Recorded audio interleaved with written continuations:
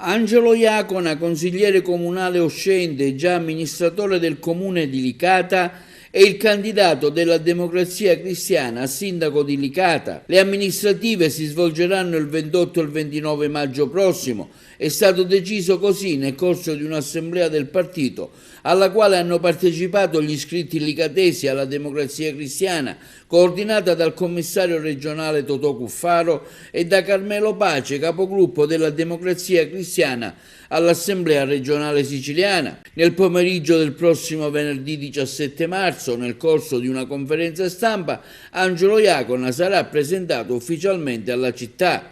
La Democrazia Cristiana, il commento dell'onorevole Carmelo Pace, è impegnata attivamente in Sicilia in vista dell'ormai imminente competizione elettorale per le amministrative che riguarderà tanti comuni. Col consenso degli iscritti locali abbiamo individuato in Angelo Iacona una persona che bene può rappresentare le istanze dell'intera collettività licatese.